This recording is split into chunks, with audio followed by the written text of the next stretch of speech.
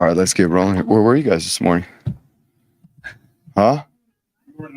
Come on, Mike. It's like, dang. Monday must be a day off, huh? I don't think we weren't invited. Well, next Tuesday practice on a Monday, you guys are definitely invited. Okay, so we'll have you guys out. We'll make sure we get you guys started on a short week too. Well, we like Patrick said, we got to get going here because we got a lot to get done as it's into a short week. We had our first practice, Tuesday practice this morning. And it's good to get back out on the field and get to working on some of the things from the last game and obviously improve on the certain fundamentals and things that go into playing a consistent brand of football with our next opportunity coming up on the road on our first conference game against San Diego State, who is a battle-tested team. They've played some really tough opponents, and they've played a physical brand of football, both at the line of scrimmage, on both sides of the ball. Their defense has always created havoc at the line of scrimmage and has caused the most fumbles in the nation this year, as well as their offense being able to run the ball really well. They've got a host of good backs and a quarterback that is capable of being a run number as well with tight ends and wide receivers that can stretch the field within the pass game. So there is, there is going to be a great challenge that comes along with this preparation on a short week. And it is going to be a focus on us and the things that we need to do to make sure that each and every day we win the day to be prepared for the end of the week.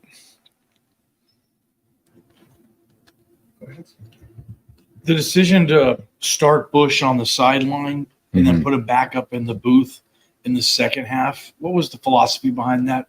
Yeah, so we just wanted to get Bush on the sideline to get ourselves going early in the game to be able to be around the offensive guys. The ability for a coordinator to call it from either the sideline or the box, whatever is best for the team is what's needed. And we felt like, in the second half, we were in a situation where it was good for him to go back up in the box after being on the sideline in the first half. Look around the country, and I've heard coaches say, hey, I can't, we don't have our guys in until year 3, year 4 of a staff because you need all those recruiting classes to come in. You're now in year 3, and you start looking around at the starters, and it's like, holy cow, these are the guys from your first year. These are the guys from your second year. Is there any, satisfaction in knowing that, you guys are evaluating and developing at the rate you want to when you see your early recruits start to get playing time quickly? Well, it's a combination. There's really, there's a fair amount of older guys that are playing for us that have had the experience that, we got more than a few 6-year seniors, redshirt seniors, seniors that haven't redshirted. But then we have a whole host of freshmen and sophomores that are playing for us right now. Again, I think we shared before, there's over 55% of special team snaps being taken by freshmen and sophomores. And now those guys are gaining experience and playing on offense and defense, whether it's guys like, Breezy or Ty. We got 2 freshmen playing on the O-line. And so it's awesome to see the way those guys have developed and what they're able to do. Obviously, we've got to be all gas, no brakes in terms of how we're continuing to develop them even throughout the course of the year. Again, we're battle tested as well too. We've played some great competition this year, and this team we're about to play is going to be one of the best teams that we've played all year. It's proven. The Mountain West is always an extremely tough conference year in and year out. And we can see that. I mean, the strength of schedule from the Mountain West in comparison to the other conferences has been the strongest. And we've got teams that have done really well. And that's going to be the challenge each week at one game at a time. And therefore, our young players and our older players need to continue to develop and grow that consistency together. Chance to look at film from the defensive line on Saturday. Were you seeing anything from that game that you weren't seeing in the first 2 games? And from our defensive line? Yeah. Yeah, I mean, we were able to get pressure on the quarterback, and we had 6 sacks. From the standpoint of the run game, it was a little bit different compared to what we've seen in the first couple weeks in terms of the philosophy that team used. But overall, I was excited the way we were able to be balanced, the way that we were able to get after the quarterback and, not let North Dakota take the air out of the ball, because that's what they had done in the past.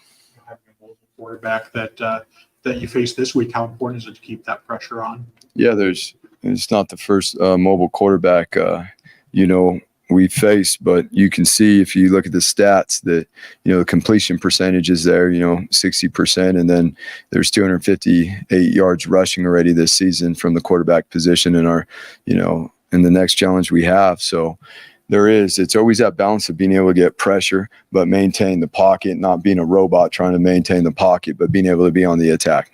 Explain San Diego State unique. I mean, it looks like their defense is different than everybody's. And offense, they do different things in some. So I think it's be a unique matchup every year. Yeah, I mean, it's a conference game, right? And we've played them, the last three. This will be the third year in a row. Coach Hoke does an unbelievable job down there with how he builds his team. And as we've said, they're going to be physical on both sides of the ball. Their defensive structure is slightly different than other structures that we've played against. And they're very well capable of controlling the game on the ground as well. And then, as we spoke on, not only do they have wide receivers, but their tight end is their leading receiver thus far this year. So they can do it multiple ways. They got speed at running back, and as we said, the quarterback's number is a run number as well. Kind of getting back to what Jordan asked about the young talent coming along. We have fifth year and sixth year seniors that stick around. They feel like they probably earn opportunities and stuff like that. How hard is it though when maybe a younger guy starts really pushing for their playing time? I guess. I mean, this is college football, so it's competition every single day at practice. I don't, for the most part,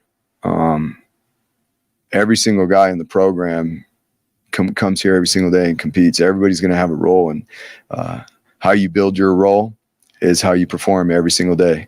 What you do speaks a lot louder than what you say.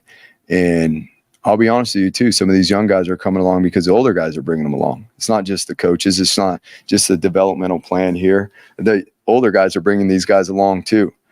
Whether it's, for example, we've already seen it with Marco and DJ bringing him along, whether it's George helping bring along Breezy. And, the same things are happening at the wide receiver groups. That's what's been special here in terms of the older guys always taking care of the younger guys and truly working to help be an additional coach for them and showing them what it looks like. Winning the Mountain West, obviously one of the biggest goals there is around here. And for this program, that's happened 2 times in the last 8 years. How important, again, it's an obvious answer, but I guess just the focus this year on winning the conference game.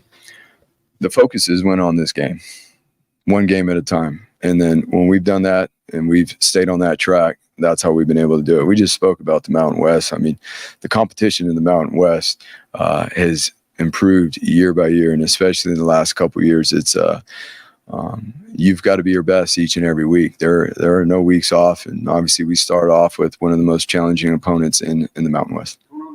In the conference play, I mean, I think some people just don't realize how hard that is, whether it's basketball, football. I mean, just regardless of the opponent, just a road game in conference play. What's that like? Well, I mean, within conference play, there's, you've probably been there before. Now, we haven't been there with this team, in more than a few years. So that approach is vitally important, making sure that as a program, the logistics are set up that are as consistent to what we do here, for a home game. It's going to be in a different space, different hotel. Obviously, it's a different stadium. We don't have, our home crowd per se there in every place that we go. But the process is still the process. It's exactly the same for us. We don't deviate from that, whether it's a home game, an away game. And it's, to be honest with you, it's college football. It's going on the road and winning a conference game. It's challenging, it's tough, but that's why you work year round. And we get to this point, and whether it's a short week or not a short week, hey, Tuesday practice on a Monday, you work year round to get the opportunity to play these games. In terms of the wide receiver room and the youth movement, through 3 games of production, Billy and Steph don't seem like there was a bust out game yet, but you got these younger kids, and you just talked about youth pushing the veterans. Are you looking at maybe redistributing reps and getting the young wide receivers more involved in the game? I mean, Steph had as many targets as anybody last game. So, that's the way the game goes sometimes. The game before, Steph caught the game-winning touchdown, made an unbelievable play. So it's a game where a few of the younger guys were in when certain plays were called, and they hit. Like, that's all it is, to be able to distribute the ball and get the ball in a lot of people's hands. I mean, our veteran wide receivers are capable of doing the same thing. So again, if we want to look at that, then look at the targets. Don't just look at the receptions. 3 games. Do you think your offense has a clear identity right now? Yeah, I don't think that there's a consistency there with what we're doing from a philosophy standpoint. Everyone that knows football can see and know what we do in the run game, what our philosophy is in the run game, what we're going to hang our hat on. And obviously this past game, there was an emphasis on the vertical pass game, being able to get that going. From week to week, you got to be able to grow. You play a different defense from week to week. This week's going to be different. We're going to see some different structures than we normally see. So part of that too is being able to identify what it is that you can do successfully against a particular defense from week to week. Jalen made his starting debut last year against San Diego State. You guys obviously ended up with 316 rushing yards, 105 from Talon. Now that the cat's kind of out of the bag, so to speak, about Talon's running ability, do you see that kind of rushing production being possible again? Well, I mean, again, it depends on how the defense is playing. If they're putting numbers on the perimeter to take away Talon's opportunities, then it takes numbers away from the other part of the play. And so it all depends on what a defense's game plan is and what they want to take away. That's football. That's from week to week. So we will find our opportunities to continue to have Talon as a run number in the game. I mean, and even Mad Dog's number, if he was to jump in there, his number is going to be a run game number as well. Same as CJ. I mean, that's a part of our philosophy as we're talking about. Because it creates space on the field. It challenges the numbers of a defense, not only within the run game, but obviously then affecting the numbers and within the coverage schemes and what it opens up from a defensive standpoint. Hi, Benefield. What do you love about him, and what do we need to know about him since he's so young? He's been with the team, 3.5 months? Yeah, he's been here for 3.5 months, and it's just, again, we're very fortunate to have Ty here and what he's done in the 3 months that he's been here. I mean, number one, to be able to play as a young guy, you got to be extremely mature. There's a lot that goes into it. The game is obviously a little bit different than high school in terms of all the things that we're talking about, from the game planning, from week to week, the preparation that goes into it. So what I would say is that his maturity and his mindset is he is much more mature than a freshman that has been here for 3 months. And that's why he's been able to have some early success. He's extremely self-driven and he's talented. I mean, his movements, his ability to run, his ability to accelerate, he gets and understands concepts and techniques each and every week. We're expecting him to continue to grow. So he just had a real nice practice out there this morning. We talked about how important it is to, the quarterback's number is a rush number. Talon only had 4 rushes, and one of them was a sack, or 5. One of them was a sack. What needs to happen for him to get going in the rush game, or are you guys, kind of pleased with just having him run forward? Again, we just spoke about it. It depends upon what the defense is doing, and if the defense is putting 2 guys off the edge to take away Talon's number, then he's not going to pull the ball and keep it. We've asked Ethan Card to play a couple of roles already this Yeah. season, tight end first game, then kind of jumping back into the guard position last week. What have you Yeah, liked he's played about- tight end, tackle, and guard. I mean, that's, you talk about the young guys that we brought in, and there's a transfer that's come in and gone all in and bought in, and he's played 3 different positions already, in this early season. So it's been awesome to have him here. He works every single day, and he stepped up huge last week for us. Just how athletic does he have to be to kind of play all those roles? Well, yeah, the athleticism, but also, his football intelligence and his ability to prepare, playing 3 different positions. And so, again, his impact since he's been here has been pretty strong. And I'll be honest with you, he was out more than half of fall camp. And so he's got himself back on pace as we've gone here early on in the season. And so we want to continue to see him grow. Seems like he's also starting to put a little bit of confidence. I thought I saw a little bit of his character after he made a couple of big hits on Saturday. Just how much confidence is he kind of playing with right now? And then what was his reaction when you guys said that he was going to leave the team out, in game 3 as a true freshman with the hammer? Yeah, I mean, his confidence, because the way he works every single day to earn that confidence, how his drive, his passion for the game. Every single morning when we come up in here, he's ready to go. He's locked in. Not only what he's doing on defense, he does play 2 positions on defense, let alone 1 as a true freshman, and plays, a lot of special teams as well. And so that is something that we want to continue to recruit, that football intelligence, that mentality, that self-drive that comes in with it. Again, it has to do too with the older guys helping him prepare, showing him what it looks like, his willingness to learn, his humility, and his hunger will continue to help him grow. Is Marco's frame, and I consider you probably an expert on linebackers, is his frame, 6'3", 235, is that ideal for the position? I'm not trying to compare him to the last guy we had here, 6'8", but it feels like the rangy, that does help at that position. Yeah, I mean, you're always looking for length, right? But there's certain specs that you want for each position. When you want to hit on those specs for each position in terms of length, height, how long the arms are, weight sometimes for us is, especially as a high school guy, not really a huge factor for us as long as they got the right frame.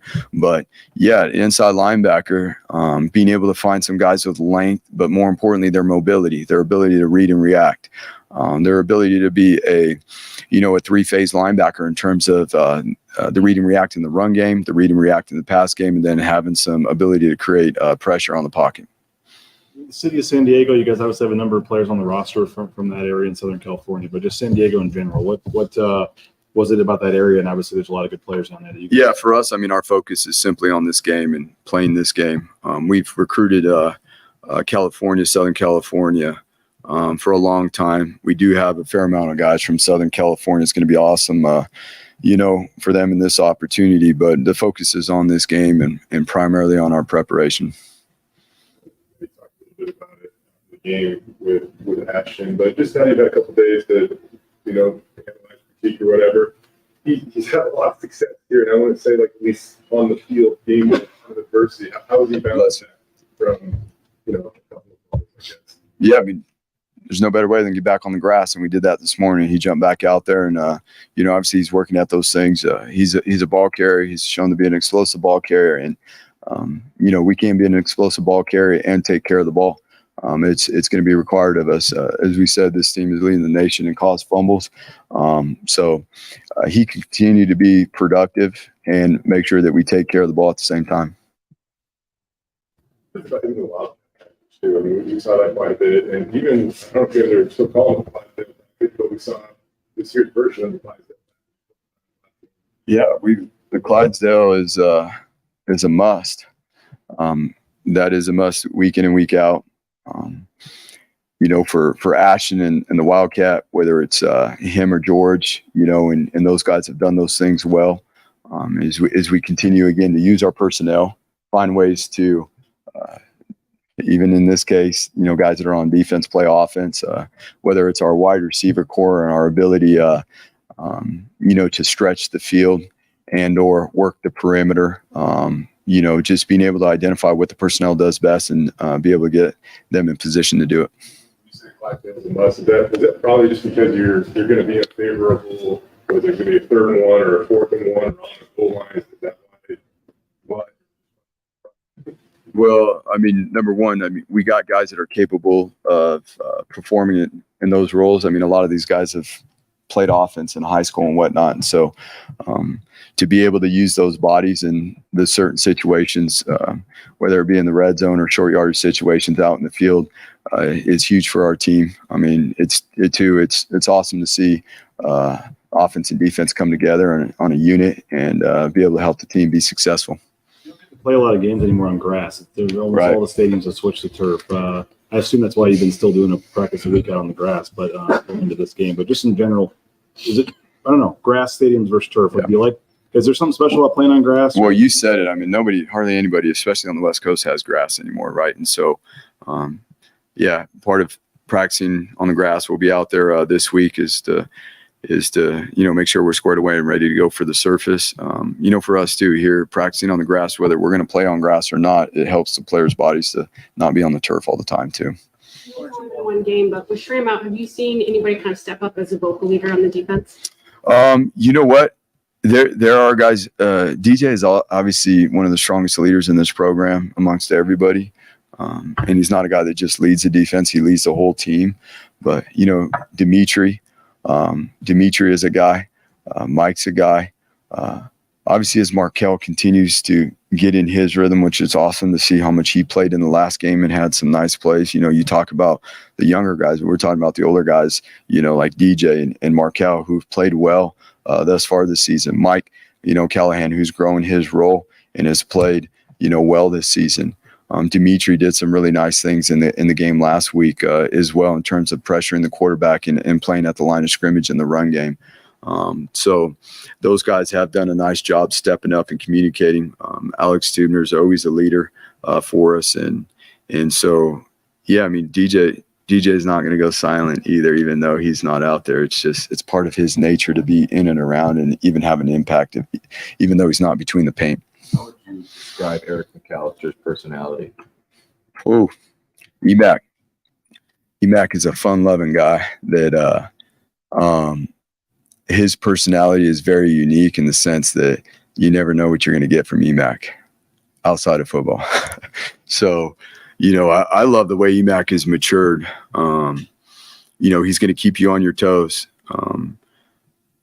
throughout the course of the day, whether it's in the mornings before practice, at practice, after practice. But the fact of the matter is, for EMAC to continue to have success and grow, it's going to come with the humility and the hunger to continue to grow in the areas as a young man that he has off the field within his academics. I think that's a big part of this that a lot of people, we obviously don't talk about a lot in here, but just the ability to, be squared away with your time and organized with your personal life so that you can set your priorities and get the things done that you need to be able to be an efficient elite player. Along the same lines, Monday through Friday, are you seeing stuff from Prince? And then did you see stuff from Prince on Saturday that makes you think he can continue to grow, get more reps moving forward? Yeah. I mean, to be honest with you, we came into the season and, there was, everybody wanted to ask about the wide receivers, but we feel like we've got some veterans that have been very productive and are going to be very productive this season for us. And we obviously have saw the young guys and been able to be around those guys. So how that group continues to grow. Okay. In this sport, the number one thing for a team is competition. The best teams are going to see the best competition day in and day out and how they work with each other, how they push each other. And really that's what it has been about, for us here at practice. It's not the competition against each other. It's the competition with each other that drives each other. If you and I are playing wide receiver, Mike, I don't know if we'd be very fast, but it'd be on both of us to push each other that there is no drop off. When you went in or if I go in, there is no drop off. We know what the expectation is. We know what the standard is. We can call plays regardless of who's in there and be on the attack and make sure that our efficiency level is high. Okay. Thank you all. Thank you. Thank you. All right, guys. Have a good week. See y'all.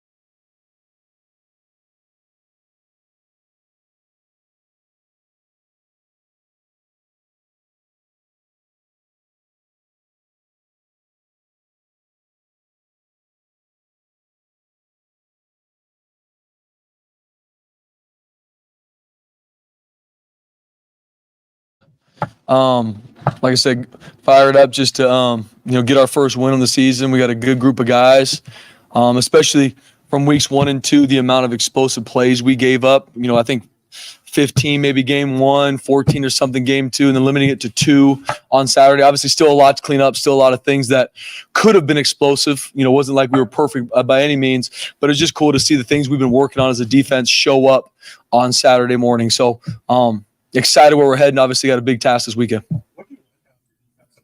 Finally getting a few sacks under their belt. Yeah.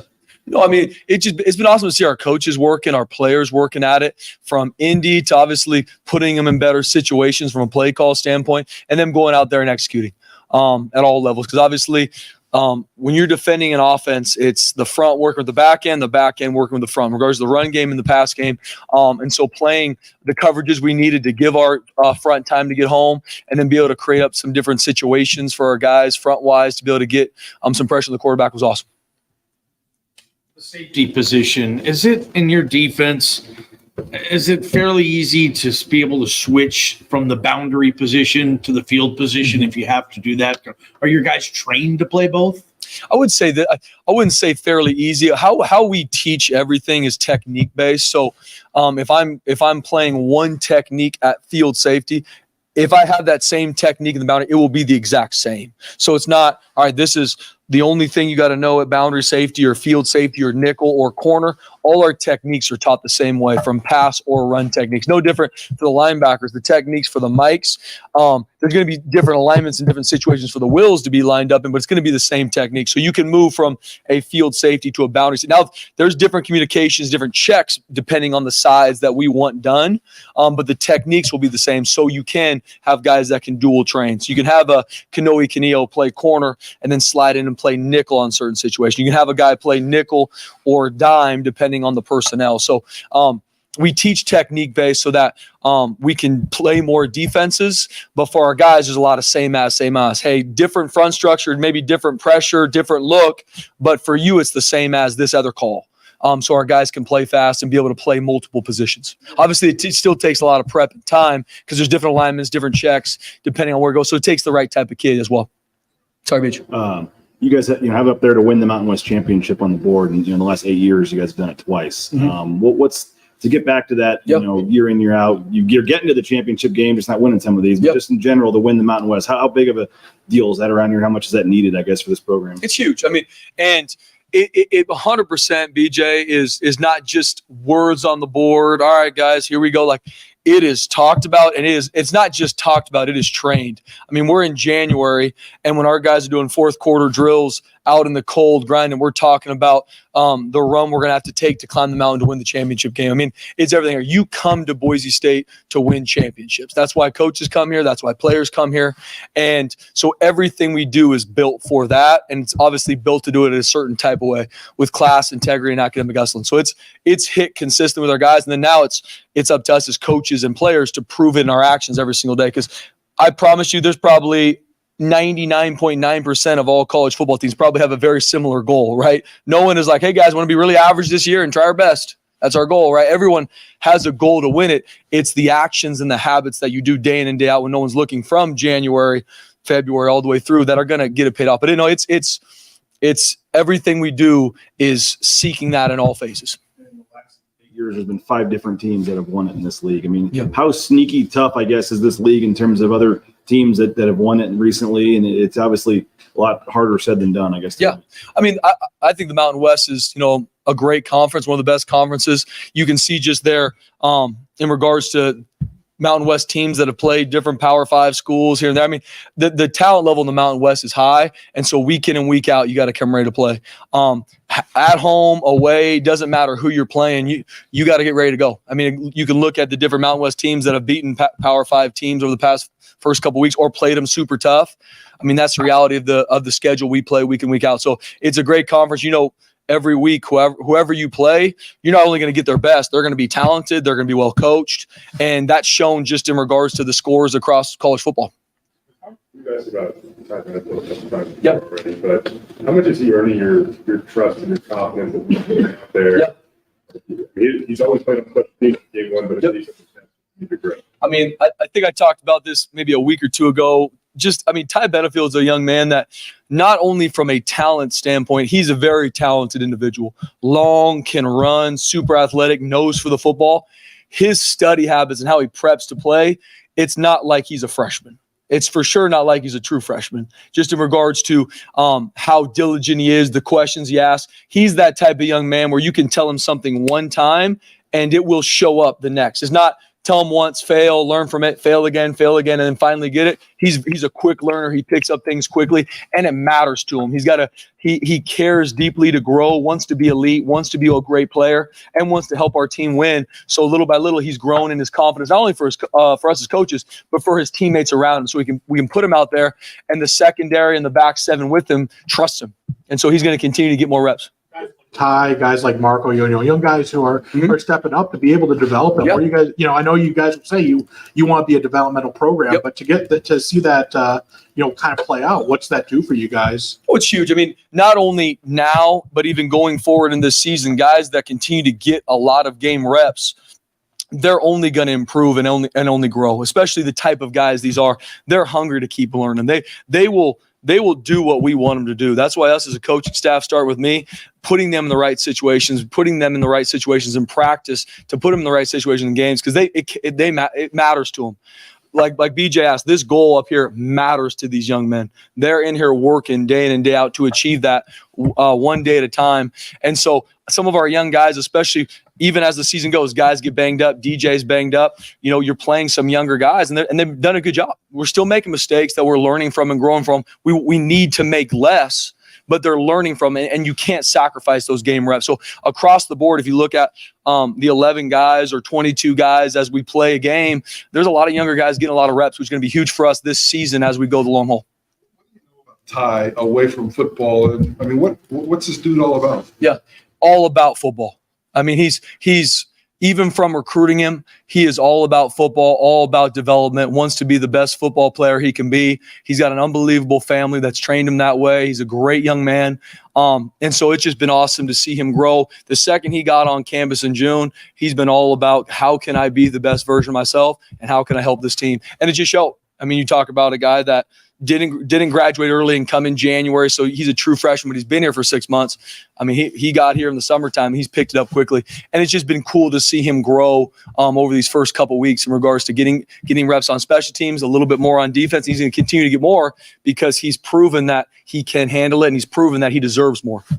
You got to know him a little bit during the recruiting process, but during that time, did you see a guy that would be able to pick it up as quickly as he did, or did that kind of come as a surprise when he came on campus? I mean, you think of Ty for the majority of his high school career played receiver, long, athletic, and was a good receiver. Played a little bit of DB. We saw him kind of as a junior going into his senior year. Really caught our eye. During some different camps, seeing some different videos of him, and then seeing him play his senior year. We were all about him.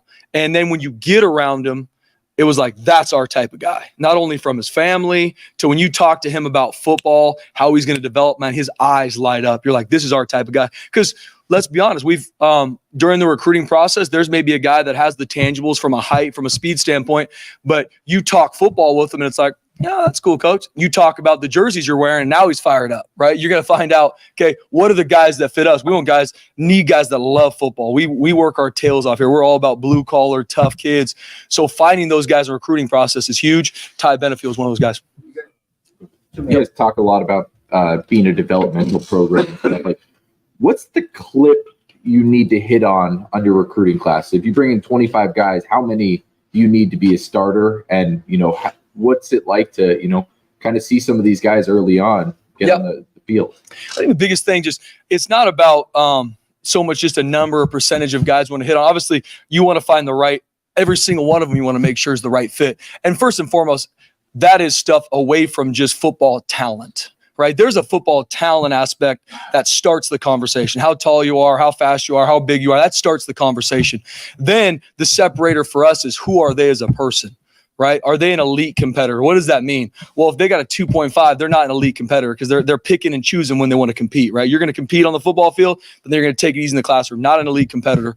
And so finding guys just across the board that fit us. What is that? Obviously starts with you can't lead others until you lead yourself, right? And so guys that want to be the best version of themselves, maybe they haven't arrived yet, but we see them that they're never going to be outworked. Those guys at Boise State, they work here. That doesn't mean they're going to start as a true freshman. That doesn't mean they're even going to maybe start as a sophomore, but they're going to work their tail off. And then in 2 or 3 years, everyone's going to be like, where did you find this guy? Well, he was a little underdeveloped in high school, a little bit of this, a little bit of that, maybe played basketball, didn't play a lot of football. The stories are different, but it's all comes down to their mental makeup. They're not going to be outworked. They're going to be that guy in the dark that's working when no one's watching him. I mean, for example, Scott Matlock, right? The guys that early on no one really knows about, and then 2 or 3 years later, everyone's like, where's this 99 guy from? Develop. Once again, it's because of who they are mentally. Last question. BJ. Oh, go ahead. It's fine. Yeah, you can go, BJ. How nice to see Ahmed. I mean, Ahmed not empty the test. How nice to see him get home twice with the quarterback, and then how much do you guys start to move Andrew Simpson around and try to make him playmaker on the defense? Yeah, absolutely. Very excited for Ahmed. You know, a young man that loves this place, loves his brothers. I mean, you talk about a guy that will leave it all on the field, practice to game day. That's who he is. So seeing it come together for him, still a lot to improve on. He has not played his best football yet, which is exciting. But it was awesome to see him get some production at the quarterback, especially with how much he's been working at it. And like I said, I'm excited because he is not